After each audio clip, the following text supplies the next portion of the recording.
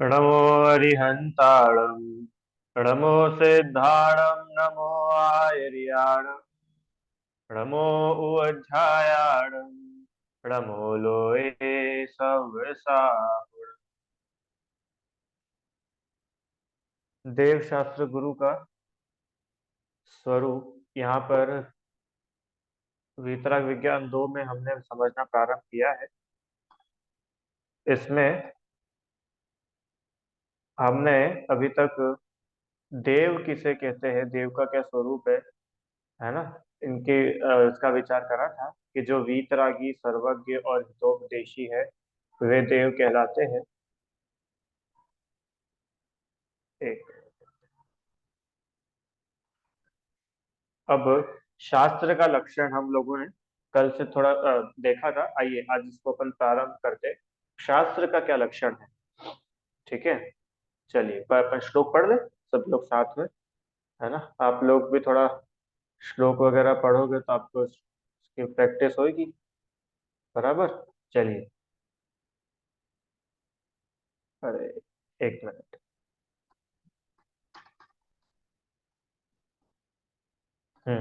चलो। आप्तोपज्ञमनुलङ्घ्यं दृष्टेष्ट विरोधकम् तत्वोपदेशकृतसार्वं शास्त्रं कापथघट्टनम्। आप्तोपज्ञ, जो आप्त के द्वारा कहा गया है ना। आप्त मतलब देव जिनेन्द्र भगवान, ऐसे आप्त के द्वारा जो कहा गया है। और अनुलंघ्यम, जिसका उल्लंघन नहीं होता हो, जिसकी बात ओवरलैप नहीं होती हो। अदृष्टेष्ट विरोधकम, अदृष्टेष्ट विरोधकम माने प्रत्यक्ष और अनुमान से जिसका विरोध नहीं होता हो, उसको कोई बाधा नहीं पहुंचती हो। माने उसकी बातें ऐसा नहीं हो कि चौथे काल में तो शास्त्रों की बातें सही थी पर पंचम काल में तो कुछ और ही बातें। नहीं। और क्या लिखा आगे। तत्वोपदेश कृत, जो तत्वों का उपदेश करने वाला हो, तत्वों का कथन करने वाला होता है शास्त्र। सब जीवों का हित करने वाला होता है। और जिसमें मिथ्या मार्ग का निषेध करने की बातें, मिथ्या मार्ग का निषेध करने का उपाय लिखा हो, वैसे शास्त्र सच्चे शास्त्र कहलाते हैं। ठीक है। देखो, उन्हीं देव की वाणी को शास्त्र कहते हैं। किन देव की वाणी को, कि जो वीतरागता का पोषक करते हैं, जो वीतरागी है, उन्हीं के शास्त्र सच्चे शास्त्र कहलाते हैं। अब जो वीतरागी ही नहीं है तो उनके शास्त्र भी अर्घ्य, जो वीतरागी नहीं है उनके शास्त्र भी सच्चे शास्त्र कहलाएंगे कि नहीं कहलाएंगे। नहीं कहलाएंगे। क्यों नहीं कहलाएंगे ध्रुव। क्योंकि हम लोगों ने बात करी थी कि जो स्वयं ही वीतरागी नहीं है तो वो वीतरागता का पोषण कैसे करेंगे। वो तो वीतरागता को तो बुरा मान करके राग द्वेष करना सिखाएंगे। अब यहाँ पर एक प्रश्न आता है। अब आप ऐसा बोल सकते हो कि सर हमारे जितने भी शास्त्र है वो कोई डायरेक्ट मुनिराजों ने छोड़ ना लिखे। कितने सारे शास्त्र ऐसे ना जो गृहस्थों ने भी लिखे। जैसे छह ढाला, रुचि आंटी, तो छह ढाला किन्होंने लिखी है, बोलो। छह ढाला के रचयिता कौन है, पंडित दौलत राम जी, है ना। तो ये दौलत राम जी मुनिराज थे कि गृहस्थ थे, बोलो। मुनिराज थे कि गृहस्थ थे, कि गृहस्थ थे। तो वीतरागी थे कि नहीं थे, कि नहीं वीतरागी तो नहीं थे। गृहस्थ का वीतरागी होते हैं। तो फिर दौलत राम जी की छह डाला सही है कि नहीं है। प्रश्न समझ में आया हम। अभी क्या बोला कि शास्त्र तो हम वही बोलेंगे कि जो वीतरागी देव द्वारा कहा गया। और छह डाला में दौलत राम जी तो जितनी भी बातें दौलत राम जी ने कही है तो उनको हम सच्चा शास्त्र माने कि नहीं, क्योंकि दौलत राम जी तो वितरागी नहीं है। बोलो आराम।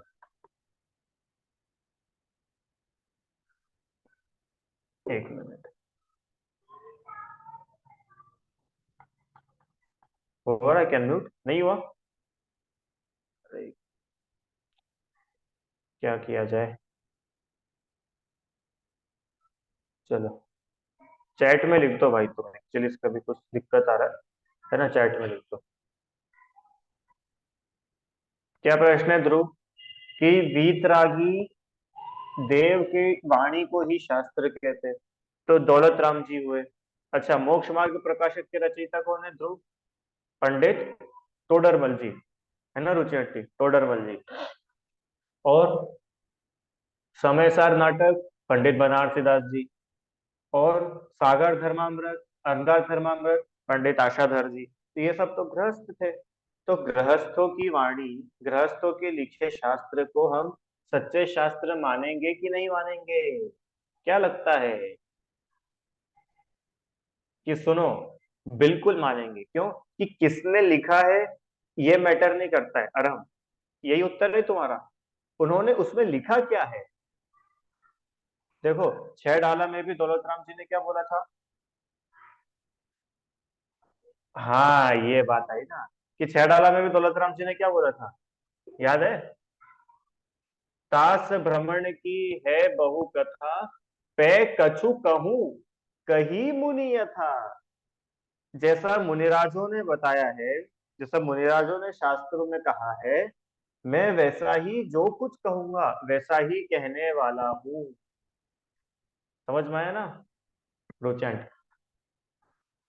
हाँ, मोक्ष मार्ग प्रकाशक जी ने भी, टोडरमल जी ने सबसे पहले ही अध्याय में इस बात को लिखा। क्या लिखा? कि मोक्ष मार्ग प्रकाशक क्यों पढ़ना चाहिए। मतलब कोई बोलेगा ना भैया हम गृहस्थ के लिखे हुए ग्रंथ क्यों पढ़े, तो उन्होंने सब कुछ लिखा है कि इस ग्रंथ में मैं जो कुछ भी लिखने जा रहा हूँ वो मेरे अपने मन से नहीं लिखूंगा। जो कुछ पूर्वाचार्यों ने बताया है, जो हमने पूर्वाचार्यों के लिखे शास्त्रों से पढ़ा है, सीखा है, समझा है, उसी को हम कहेंगे।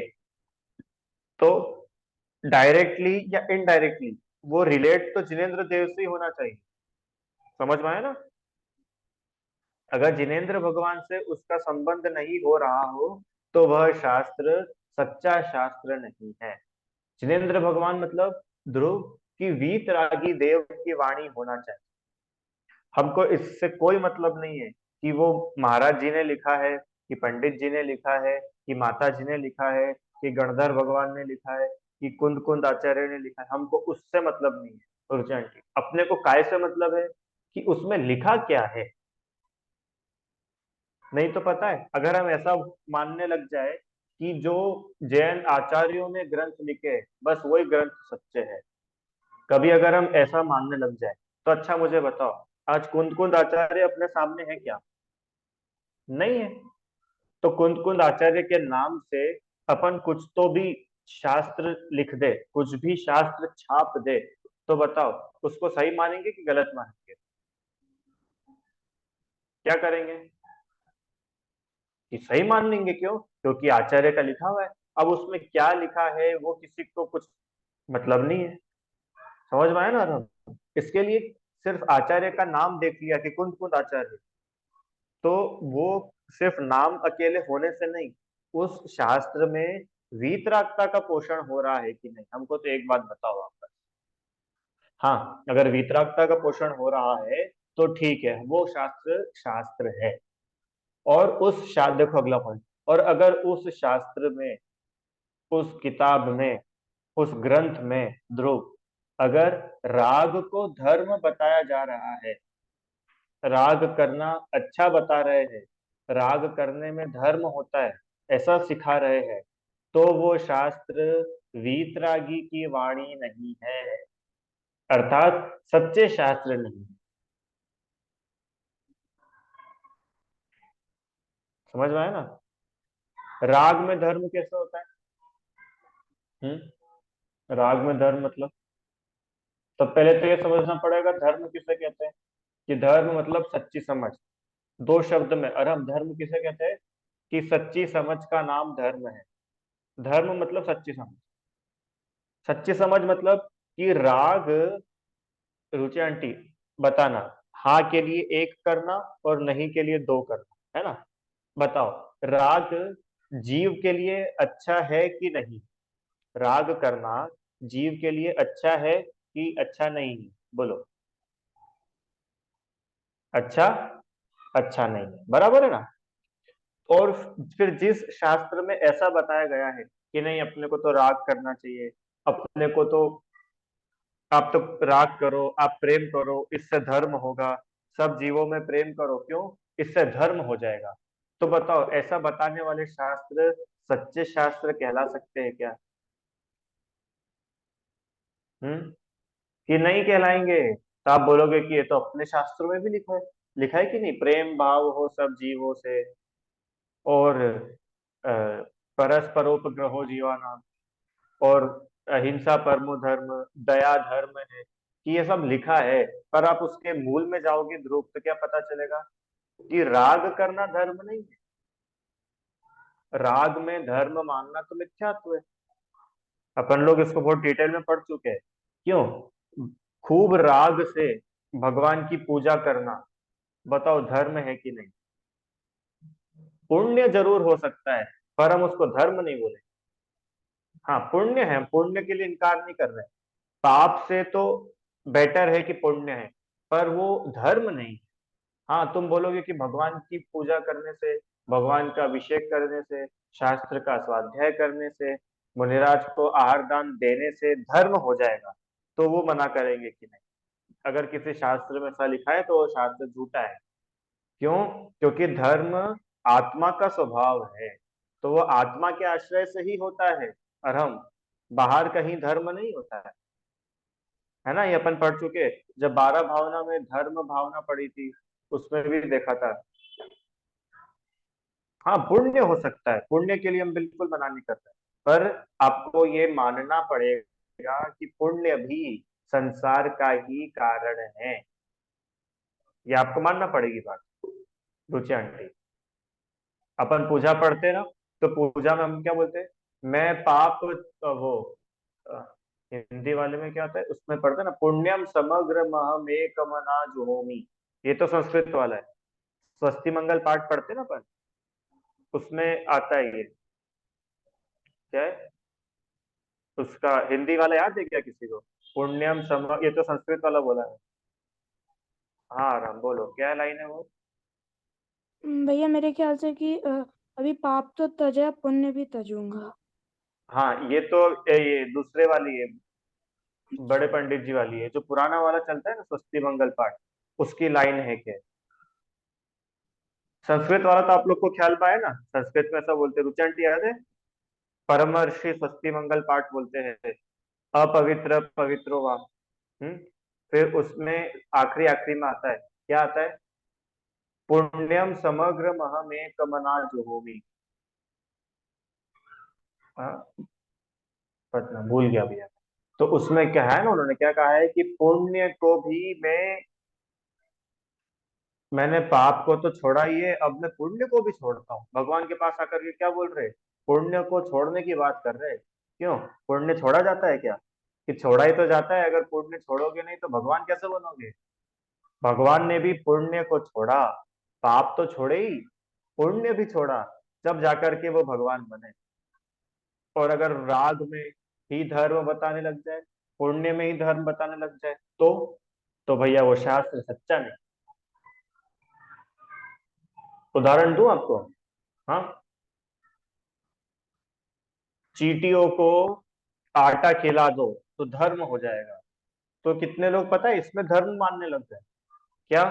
चींटी को आटा खिला दो, गैया को रोटी खिला दो, और घास खिला दो, और किसी को आंखें डोनेट कर दो, किसी को खून डोनेट कर दो, तो भैया ये तो बहुत बड़े धर्मात्मा है, क्यों?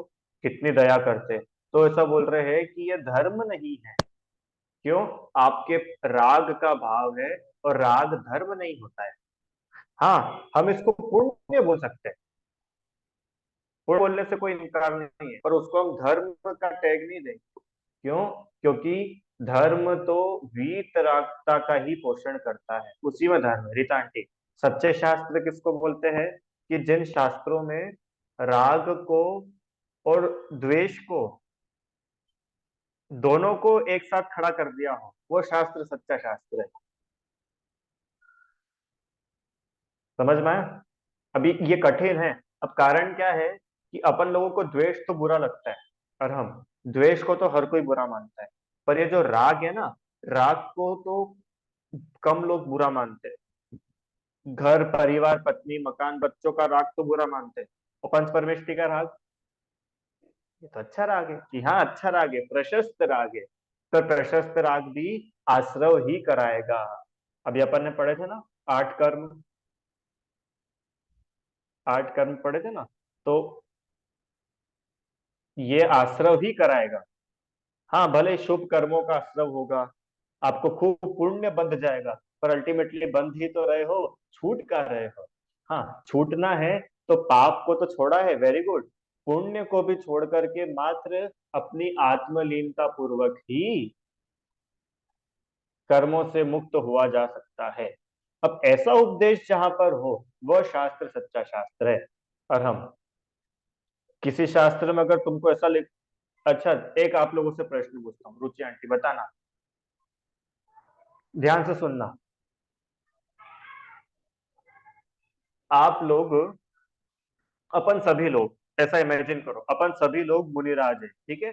और अभी पंचम काल में नहीं, चौथे काल में मुनिराज है। और महावीर भगवान के समो शरण में अपन सब मुनि बन करके विराजमान है। ठीक है रीता आंटी? अपन लोग सब कौन है? अपन सब मुनिराज है। और कहाँ पर है दिव्यांश? कि पास महावीर भगवान के समो शरण में चौथे काल में है अपन, बढ़िया। अब मुझे ध्रुव बताना, अब तुम्हें अपनी आत्मलीनता बढ़ती जा रही है, तो तुम आंखें खोल करके भगवान को देखोगे कि अपनी आत्मा में ही लीन रहोगे? आत्मा में लीन रहने के लिए वन, और नहीं नहीं, सामने तो 3 लोग के नाथ तीर्थंकर विराजमान है, हम ऐसे कैसे उनको नहीं देखे? हम तो भगवान को देखेंगे। टू, बोलो कितने लोग हैं जो भगवान को देखेंगे?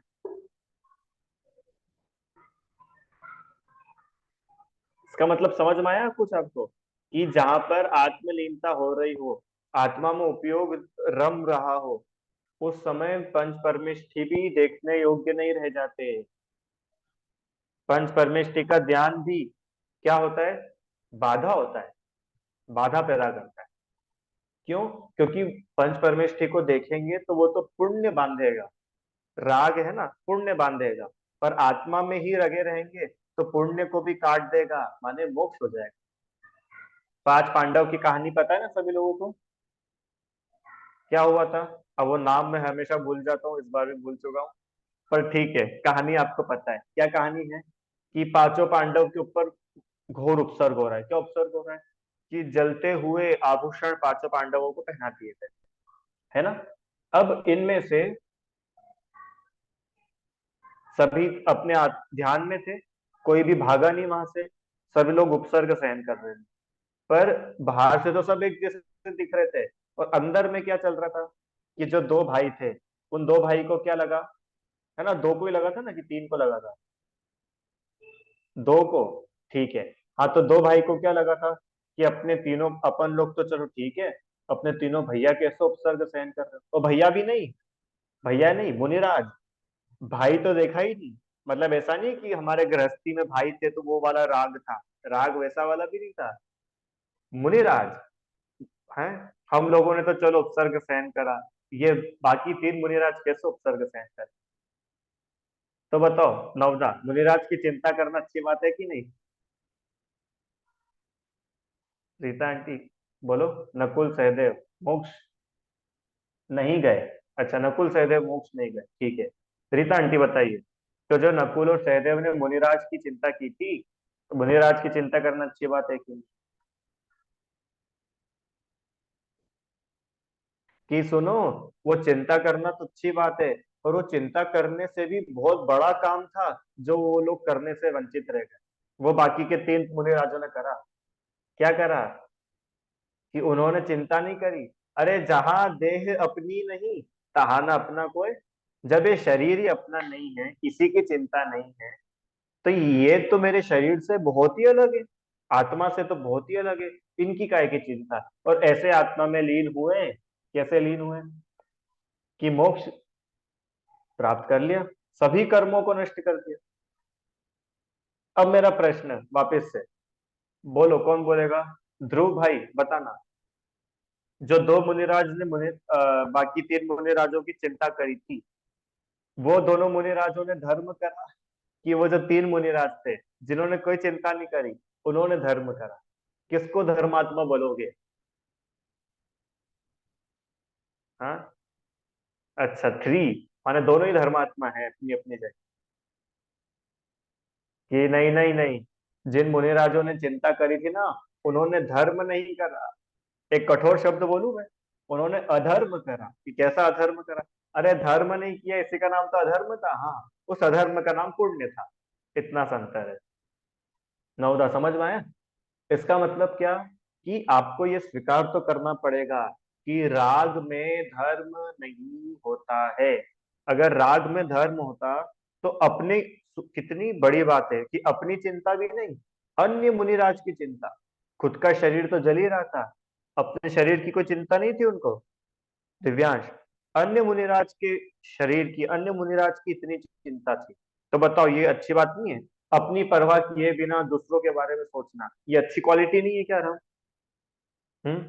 जैसे मुझे सुबह से बहुत भूख लग रही है, और 2 बजे हमारे घर में भोजन तैयार हुआ, और मैं बहुत भूखा हूँ। ठीक है, कल मेरा उपवास था, और इतने में हमारे घर में मेहमान आए, और मैंने खुद ने भोजन नहीं करा, और मेहमान को भोजन करा दिया, तो मैंने अच्छा करा कि नहीं करा? ये तो अच्छी बात है सर, ये तो बहुत अच्छी क्वालिटी है। रीता आंटी, ऐसा करते कि नहीं करते अपन लोग? हाँ, अपनी, जो अपने को छोड़ करके दूसरों की चिंता करे, वो तो बहुत अच्छी बात होती है ना दिव्यांश? तो यहाँ तो मरण और जीवन की बात थी। उपसर्ग हो रहा है, खुद का शरीर छूट रहा है, खुद भी जल जल करके पूरा शरीर खत्म हो रहा है, पर अपने शरीर की चिंता नहीं है, और अन्य मुनिराज की चिंता है। गृहस्थ मिथ्या दृष्टि की नहीं, सम्यक दृष्टि मुनिराज की चिंता है। बोलो रुचि आंटी, अच्छी बात है कि नहीं? कि ठीक है, बात बहुत अच्छी है, पर धर्म नहीं। हाँ, पुण्य जरूर है, और इतना बढ़िया पुण्य है, इतनी अच्छी क्वालिटी का पुण्य है कि छोटे मोटे देव भी नहीं बने, सीधे सबसे सर्वार्थ सिद्धि है ना, सर्वार्थ सिद्धि गए थे। कहाँ गए? हाँ, सर्वार्थ सिद्धि के देव बन गए। क्यों हम, सर्वार्थ सिद्धि में कोई लोकल क्वालिटी वाला पुण्य वाला जा सकता है क्या? कि नहीं, हाई क्वालिटी पुण्य चाहिए। तो भैया पुण्य तो खूब हाई क्वालिटी था, पर मोक्ष तो नहीं जा पाए ना। हाँ, थोड़े समय बाद चले जाएंगे, वो बात अलग है, पर अभी तो नहीं जा पाए। इसका मतलब हमको ये स्वीकार करना है ध्रुव, क्या? कि राग में धर्म नहीं है। समझ में आ गया? अब इसको और खोलूं थोड़ा सा। रीता आंटी, पार्श्वनाथ भगवान की पूजा करने में धर्म है, कि रविवार रविवार के दिन पार्श्वनाथ भगवान की पूजा करने में धर्म है, कि अरहनाथ भगवान की पूजा करने में धर्म? हाँ, कि अगर आपको रविवार के दिन पार्श्वनाथ का राग है ना, तो वो धर्म नहीं है, वो ये बता रहे हैं। और शनिवार के दिन अगर मुनि सूरतनाथ भगवान का राग है ना, कि नहीं नहीं, आज तो चाहे जो कुछ हो जाए, आज तो बस मुनि सूरतनाथ भगवान की ही पूजा करें, बाकी की नहीं। इसका मतलब आपको उनसे राग है, तो राग में धर्म नहीं, तो उसमें धर्म नहीं हो पाएगा। समझ में आया? नहीं, हम तो इसी वेदी पे खड़े होकर पूजा करते, बाकी वेदी नहीं। हम तो इन्हीं भगवान के अभिषेक करेंगे, बाकी भगवान के नहीं। हम तो यही पूजा पढ़ेंगे, बाकी पूजा नहीं। हम तो यही शास्त्र पढ़ेंगे, बाकी के शास्त्र नहीं। हम तो इन्हीं को सुनेंगे, उनको नहीं सुनेंगे। इसका मतलब आप इसमें हाँ और इसमें ना, इसमें हाँ और इसमें ना। तो ये तो आपका राग द्वेष चल रहा है महोदय। राग द्वेष के बीच में धर्म कैसे हो सकता है? समझ में आया? कषाय चल रही है, तो कषाय में धर्म कैसे हो सकता है? क्यों? क्योंकि धर्म तो हमने वो बोला कि जो हमको कर्मों से छुटाएगा, जो हमारे कर्मों को नष्ट करेगा, वो धर्म है। क्यों? पुण्य से भी कर्म बंद हो, पाप से भी कर्म बंद हो, और धर्म करने में भी कर्म बंद होने लग जाए, तो व्यक्ति फिर कर्म से छूटेगा कब? तो कहीं ना कहीं तो आपको ऐसी एक सिचुएशन बनानी पड़ेगी ना, और हम कब? कि जब एक भी कर्म बंधेगा नहीं, उल्टे कर्मों की निर्जरा होगी। तो हाँ, ऐसी एक सिचुएशन तो है। कौन सी है? कि धर्म की सिचुएशन। वो धर्म इतना बढ़िया है, कितना बढ़िया है कि वो ना राग में होता है, वो ना द्वेष में होता है, वो तो वीतरागता में होता है। ठीक है, तो ऐसे वीतरागता को धर्म बताने वाले शास्त्र ही सच्चे शास्त्र है। कोई बोले कि नहीं नहीं, भगवान का तो खूब श्रृंगार करना चाहिए, जो जितना ज्यादा भगवान का श्रृंगार करता है वो उतना बड़ा धर्मात्मा। तब आपको फटाफट क्लिक होना चाहिए कि नहीं, ये शास्त्र सच्चा नहीं है। क्यों? क्योंकि श्रृंगार करना तो राग की क्रिया है, और राग में धर्म कैसे हो सकता है? समझ में आया ना? ये श्रृंगार मैंने एक बताया, अब बहुत सारी चीजें हो सकती है।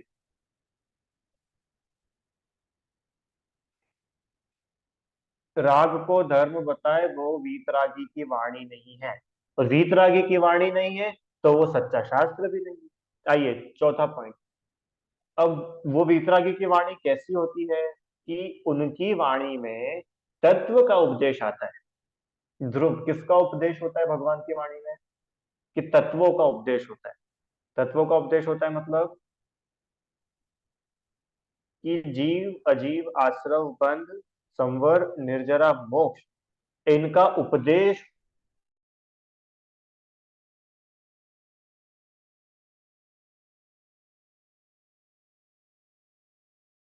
ने कर्मों का आना, और कर्मों का आना मतलब जीव के लिए अहित है। ये हुआ पूरा उपदेश। नवधा, जैसे मैंने तुमको बोला ये लो जहर, तो बस इतने में बात पूरी हो गई क्या? कि इसमें तो लिखा ये जहर है, पर ये तुमने अपने बुद्धि लगाई ना क्या, इसको नहीं खाना है। समझ में आया ना? तो यहाँ इसको नहीं खाना है, यहाँ पर आकर के जहर की पढ़ाई पूरी हुई, और हमने सिर्फ बता दिया ये जहर होता है, और इतना ही बता दिया इसको खाने से आदमी मर जाता है, लो तुम खा लो। हाँ सर दे दो, और तुमने खा लिया। बताओ तुम्हारी पढ़ाई पूरी की अधूरी है? अधूरी है। ऐसा ही जिन शास्त्रों में लिखा हो कि आश्रव होता है, बंध होता है, संवर निर्जरा मोक्ष होता है, और संवर निर्जरा मोक्ष जीव के हित रूप है, आश्रव बंध जीव को अहित रूप है, आश्रव बंध छोड़ने योग्य है। कैसे छोड़ने योग्य है कि उसकी भी पूरी बात है, इसको बोलते हैं तत्व का उपदेश। अकेले तत्व साथ होते हैं, इसका नाम उपदेश नहीं है। समझ में आया? तत्व साथ होते हैं तो कौन से होते हैं और उनका क्या क्या स्वरूप है, वो पूरी चीज वो कहलाती है उपदेश। समझ में आया? आपको पता है तत्वार्थ सूत्र, तत्वार्थ सूत्र में कितने सूत्र है? पता है किसी को? कौन बताएगा? जल्दी से बताओ चलो। याद है रुचि आंटी? वाह बहुत बढ़िया। बताइए तत्वार्थ सूत्र में कुल कितने सूत्र है? 10 10। अरे 10 तो अध्याय है। 10 अध्याय, टोटल सूत्र कितने हैं? वो नहीं पता, वो नहीं पता। सुन, 357, 356 नहीं, 357। ठीक है, कैसे याद रखोगे? तीनों ऑड नंबर है, थ्री, थ्री के बाद फाइव, फिर सेवन। याद होगा, अब कभी नहीं भूलेंगे। मैंने भी ऐसे याद करा था। अब सुनो, 357 तो सूत्र है, और आपको पता है रीता आंटी, तत्वार सूत्र का मंगलाचरण है मोक्ष मार्गस्य नेतारम। उस मंगलाचरण के ऊपर आचार्य अकलंक देव की एक बहुत बड़ी टीका है ना? वो उसका आचार्य कौन है, नाम नहीं ध्यान आ रहा है मुझे। अष्टशती, अष्ट सहस्त्री, हाँ, और ये सब चीजें ये किसके ऊपर लिखी गई है? इतने बड़े मंगलाचरण कितना छोटा है, सिर्फ 2 लाइन का। मोक्ष मार्गस्य नेतारम भेत्तारम कर्म भूव्रताम ज्ञातारम विश्व तत्वानाम वंदे तदुर्लभ। 2 लाइन का मंगलाचरण है। 2 लाइन के मंगलाचरण के ऊपर इतने मोटे मोटे ग्रंथों की टीका है। इसका मतलब वो 2 लाइन सिर्फ 2 लाइन नहीं है, 2 लाइन इतनी सारी चीजें को लिए हुए है। समझ में आया ना? तो तत्व का उपदेश, तत्व का उपदेश खाली ऐसा ही नहीं कि तत्व साथ होते हैं चलो उपदेश हो गया, कि इसका नाम उपदेश नहीं कहलाता है। वो क्या होते हैं, उनका क्या स्वरूप है, वो किस प्रकार से जीव से कनेक्टेड है, आश्रव अच्छा है तो क्यों है, बुरा है तो क्यों है, संवर्ग निर्जरा अच्छी है तो क्यों है, और कोई बुरी मानता है तो क्यों मानता है, वो सब बताया था। याद आई 6 डाला, 7 तत्व संबंधी भूल। अभी अपन ने बात की आश्रव अच्छा लगता है, पुण्य का आश्रव कैसा लगता है रुचि आंटी, पुण्य बांधना कैसा लगता है, अच्छा लगता है। और पुण्य का फल मिलता है जब कैसा लगता है, जब भी बहुत अच्छा लगता है। तो ये आश्रव बंध तत्व संबंधी भूल चल रही है ना। तो ये पूरा उपदेश जहां पर मिले वो कहलाता है शास्त्र। जहां तत्वों का उपदेश हो वह शास्त्र कहलाता है। समझ में आया। और अतत्व शब्दान का पोस्टर नहीं, ये छूट गया। हाँ, वह वाणी साधुवाद से चिन्हित होती है। चलो छोड़ो। हाँ, आगे वाचने योग्य सुनने योग्य शास्त्र। अब ये तो शास्त्र के सामान्य लक्षण अपन ने देखे।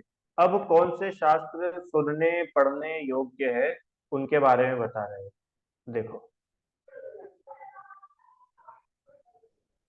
जो मोक्ष मार्ग का प्रकाश करे, माने वे शास्त्र पढ़ने सुनने योग्य है जिनसे मोक्ष का रास्ता मिलता हो।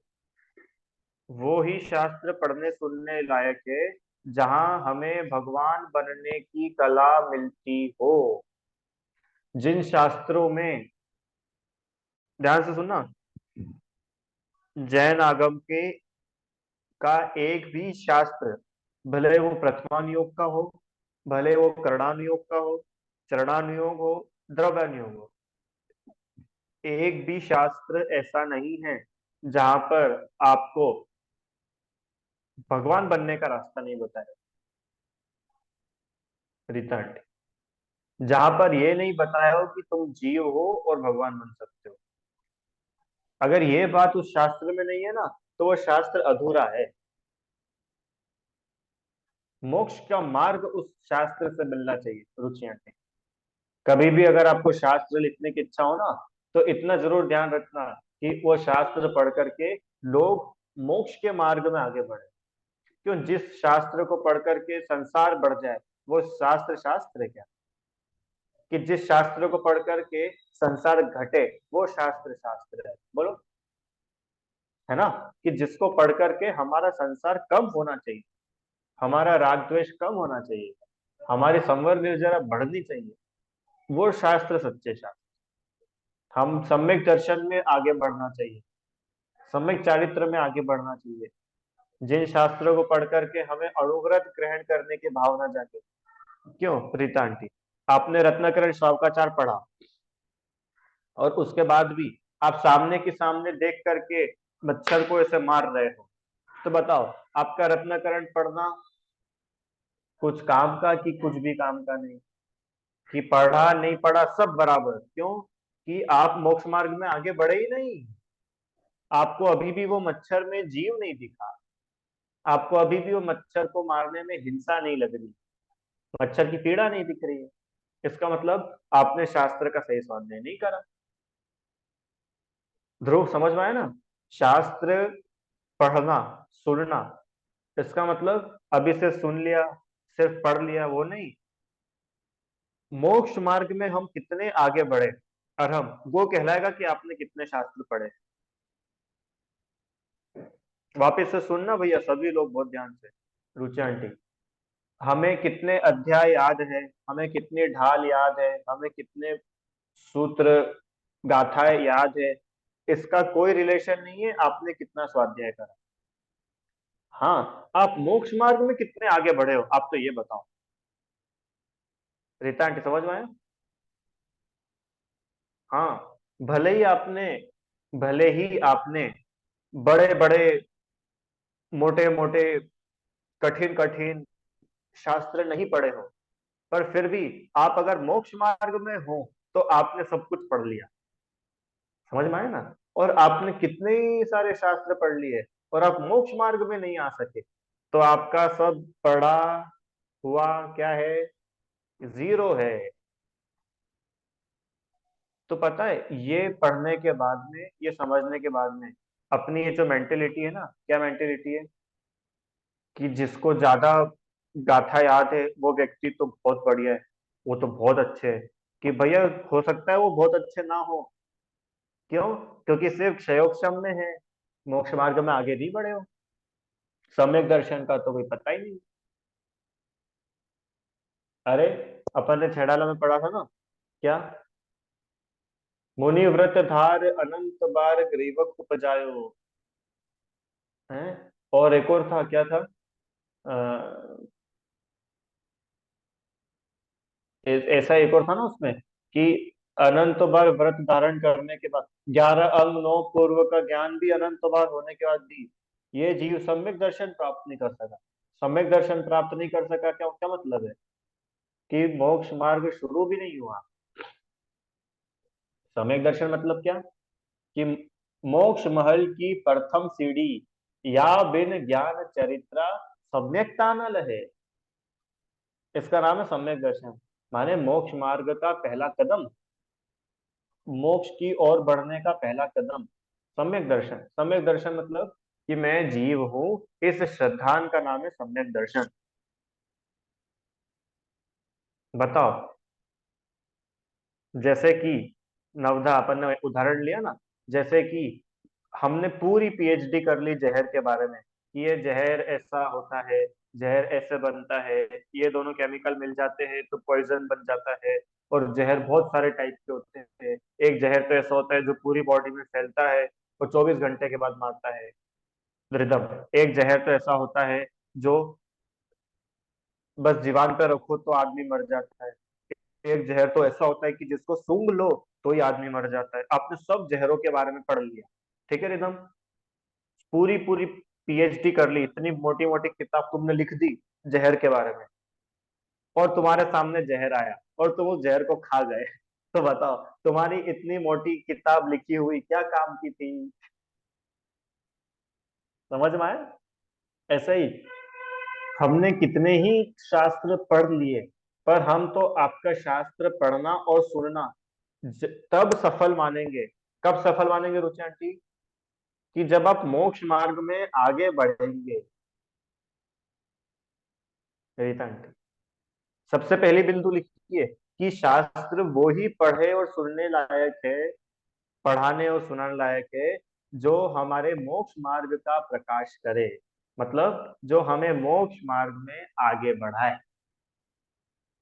हाँ, जिन शास्त्रों को पढ़कर सुनकर के हम मोक्ष मार्ग में आगे नहीं बढ़ रहे हैं,